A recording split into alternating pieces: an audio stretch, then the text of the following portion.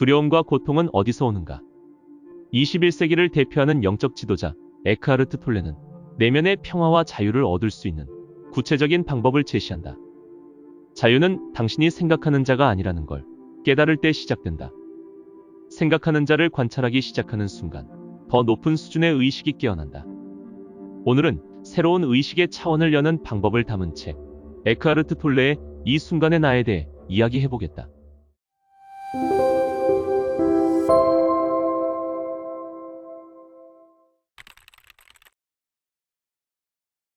깨달음이라고 하면 우리는 초인들이 도달하는 경지를 떠올린다. 에고는 우리가 그렇게 받아들이기를 바란다. 그러나 깨달음은 그저 존재와 하나됨을 느끼는 자연스러운 상태다. 존재와 연결되어 있음을 느끼지 못하면 주변의 세계와 분리되어 있다는 환상이 생겨난다. 또한 두려움과 갈등이 생겨난다. 존재와의 연결을 방해하는 가장 큰 걸림돌은 마음과 자신을 동일시하는 것이다.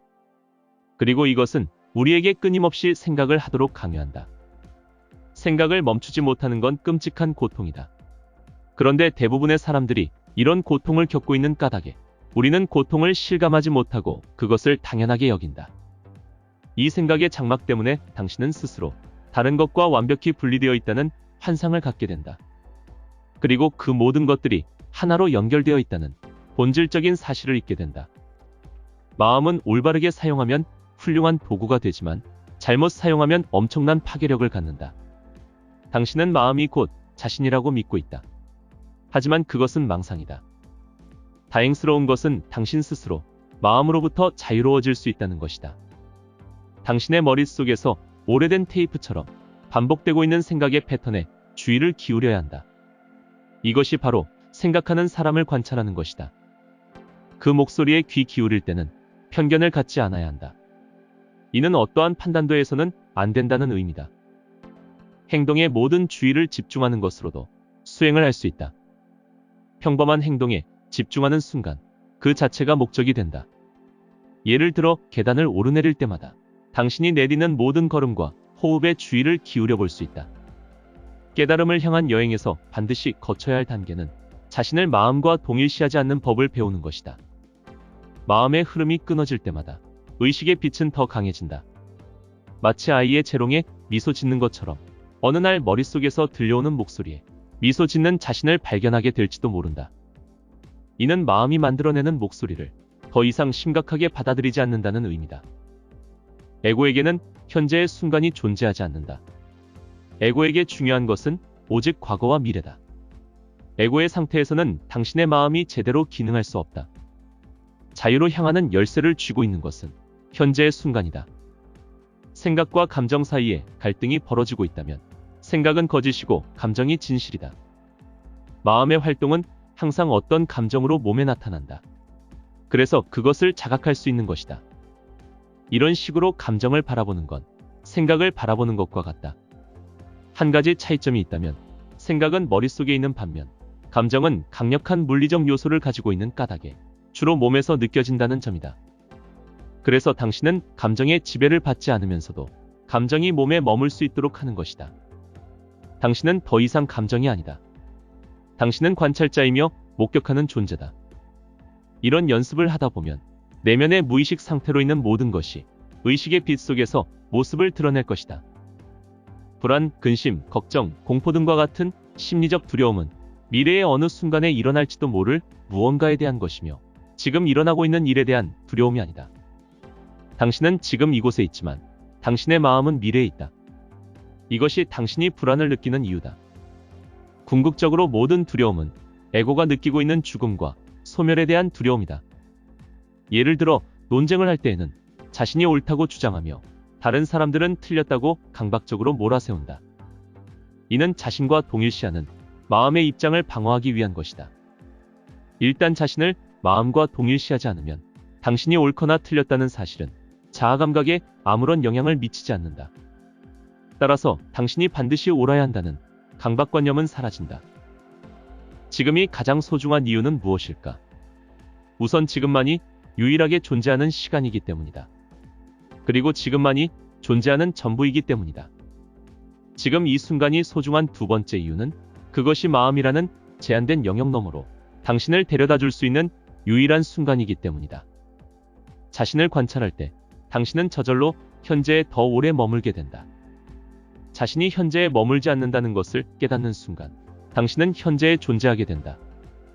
마음을 관찰할 수 있다면 언제든 마음에 얽매이지 않을 수 있다.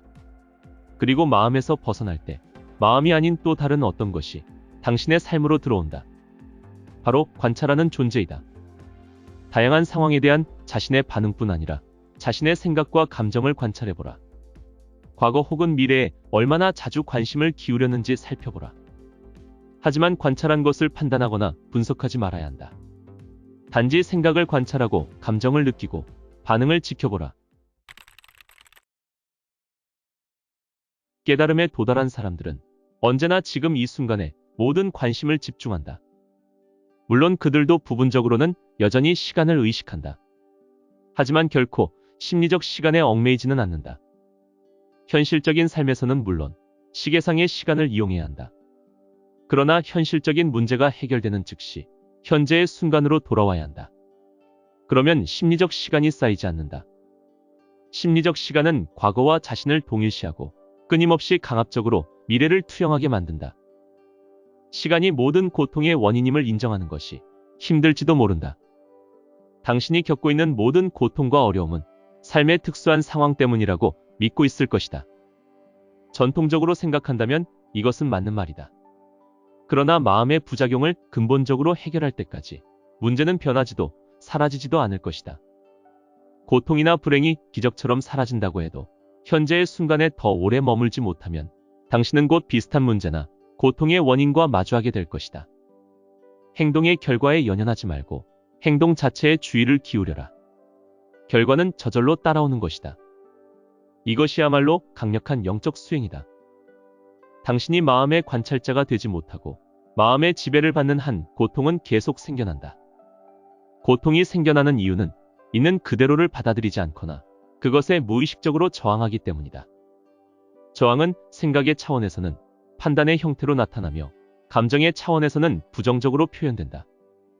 고통의 강도는 현재의 순간에 얼마나 저항하느냐에 달려있고 얼마나 강력하게 마음과 자신을 동일시하느냐에 따라 달라진다. 마음은 항상 지금 이 순간을 부정하려 하고 그것으로부터 벗어나려 한다. 어떤 영적 가르침은 모든 고통이 궁극적으로 환상일 뿐이라고 말한다. 이것은 맞는 말이다. 문제는 이 말이 당신에게도 진리인가 하는 점이다. 그저 믿는 것만으로 저절로 당신에게 진리가 되지는 않는다. 나머지 인생을 고통 속에서 살면서도 그것은 그저 환상일 뿐이라고 우길 셈인가? 감정적 고통은 신체의 고통과 질병의 주요한 원인이다. 증오, 원한, 죄의식, 분노, 우울, 질투는 물론이고 심지어 가벼운 조바심마저도 서로 다른 형태의 고통일 뿐이다. 고통에는 두 종류가 있다. 지금 이 순간 당신이 만들고 있는 고통과 과거에서 비롯된 고통이 그것이다. 지금 이 순간의 힘에 다가가지 못한 상태에서 당신이 경험한 모든 감정적 고통은 당신 안에 살아있는 고통의 앙금을 남긴다. 이렇게 축적된 고통은 부정적인 에너지장을 만들어 당신의 몸과 마음을 지배한다. 부정적 에너지장이 실체로 나타나는 것이 바로 감정적 고통체이다. 고통체는 당신이 그것을 직접 관찰하여 있는 그대로 보는 것을 원하지 않는다. 당신이 고통체를 관찰하고 내면에서 그 에너지장을 느끼고 관심을 두는 순간 고통체와 동일화된 상태에서 벗어날 수 있다. 그리고 더 높은 차원의 의식이 들어온다. 이것을 현존이라고 부른다. 현존의 상태에서 당신은 고통체를 목격하며 관찰하는 사람이 된다. 감정적 고통을 자각하고 지켜보는 사람으로 깨어나야 한다. 이것이 지금 이 순간의 힘이며 스스로 존재를 의식하는 힘이다. 무의식은 고통체를 만들고 깨달음은 그것을 다시 본래의 상태로 변화시킨다. 사도 바울은 이 우주의 법칙을 이렇게 표현했다. 모든 것은 빛을 받아 드러나고 빛 그 자체를 받으면 무엇이든 빛이 된다. 고통체를 지켜본다는 건 그것을 이 순간의 일부로 받아들인다는 의미다. 영적 깨달음을 위해서는 크게 실패하거나 깊은 상실과 고통을 경험해야 한다. 낮은 에너지의 주기에 맞서 싸울 때 질병이 많이 발생한다. 하지만 다시 살아나기 위해서는 침체된 주기가 반드시 필요하다. 그러나 이런 시기에 당신은 무언가를 해야 한다는 강박감에 사로잡힌 채 외부 요인으로부터 자존감과 정체성을 끌어내려고 한다. 이것은 마음과 자신을 동일시하는 한 피할 수 없는 환상이다. 침체기를 있는 그대로 받아들이고 그것을 허용하는 걸 힘들게 만든다. 그래서 당신이라는 유기체의 지성이 자기 방어의 수단으로 질병을 만들어 당신을 멈추게 하는 것이다. 그렇게 당신이 휴식을 취한 다음 일어설 수 있도록 하는 것이다.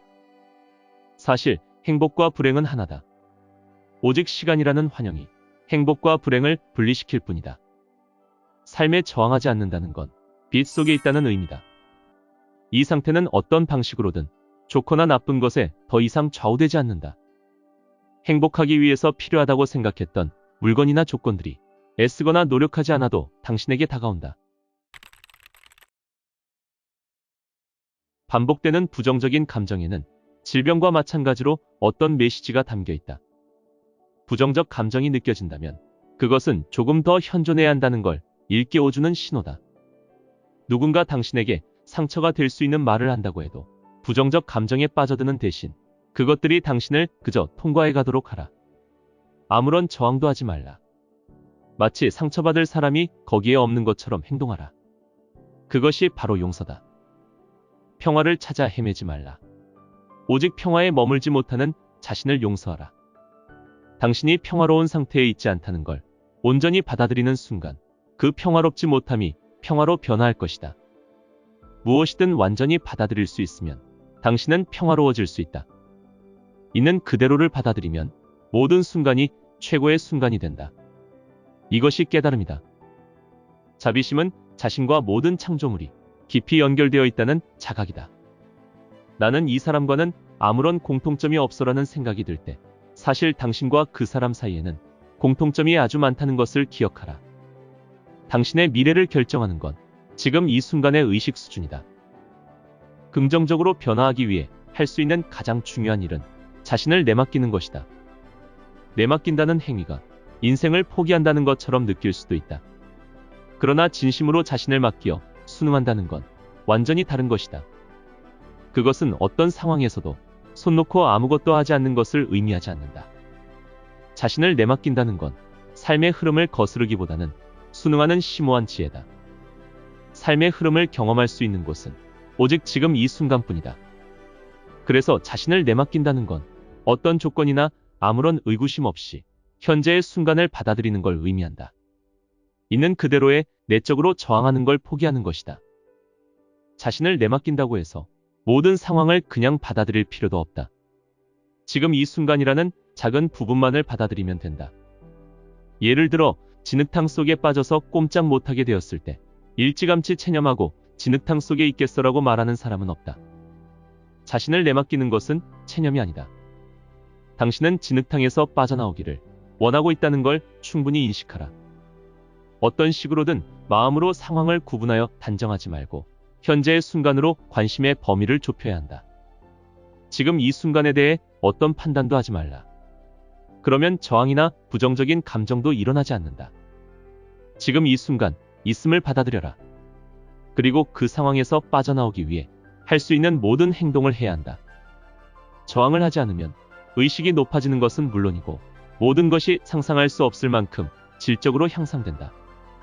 그러면 모든 일이 저절로 이루어지며 결과의 질에도 영향을 미치게 된다. 이것을 맡겨진 행동이라고 부른다. 미래의 어느 순간에 하게 될지도 모를 수많은 일에 주의를 돌리지 마라. 지금 이 순간 할 수 있는 단 한 가지에 집중하라.